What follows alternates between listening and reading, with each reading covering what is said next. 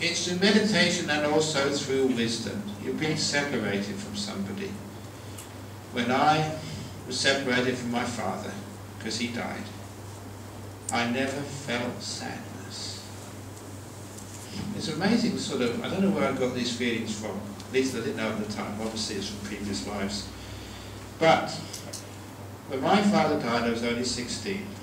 It was strange. I never felt sad, even though I loved my father very much. I never cried, not once, either at his funeral or afterwards. And it really surprised me. What's wrong with me? Why don't I feel sad when someone I loved very, very much suddenly died after only 16 years of being with him? And of course, it was such a strange feeling that I remembered it when I became a monk. When I was wise enough to reflect, I started thinking, what was going on at that time? Why didn't I feel sad? Why didn't I shed a tear? And I understood my emotion. I understood it so clearly that I recognized it was similar to another emotion which I had felt as a young man. And when I noticed the similarity of the feeling I felt on my father's death with this other occasion, I had the simile of the concert. As a young man growing up in London, I loved music. Now I went to see the Rolling Stones when I was only 11. And I was very angry at the girls, because they were screaming so loudly I could hear no music at all.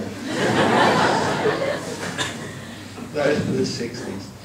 I remember going, I don't know if any of you like rock music, I went to this one concert, 2 hours of the Doors, followed by 2 hours of Jefferson Airplane, another 2 hours of the Doors, and another 2 hours of Jefferson Airplane. For people who love rock music, that makes them salivate. That was really an amazing concert. I remember going with my brother to this pub in the north of London to hear a band play. And only 6 of us turned up. My brother and I were 2 of those 6. And I thought the band wouldn't play. But they gave us like a private performance. The lead singer is very famous now. He's called Rod Stewart. So they had like a private concert by these guys. So I loved those clubs, concert halls and pubs when I was young, where I used to sort of listen to great music. But I also remembered that when the concert was about to finish, they would all stand up, clap and shout for more. It's called the encore. Same thing happens today. I haven't been to a concert in 36 years.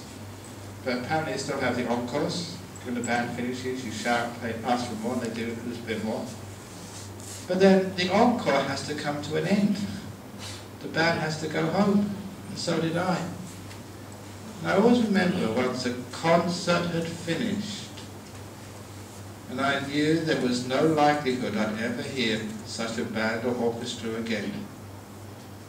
When I walked out of those concert halls into the wet, dark, cold London night, knowing that the concert was well and truly over, never once did I feel sad. I never cried at the end of a great concert. The emotion I felt walking out of those concert halls or pubs or clubs was precisely the emotion I felt at my father's death. What a great performance that was. What a great time we had together. There was an encore, 2 or 3 encores, when we thought my father was dying, but he pulled through. But eventually, the encore was over. He died. What a great performance that was. I would not have missed that for the world. Thank you, Father.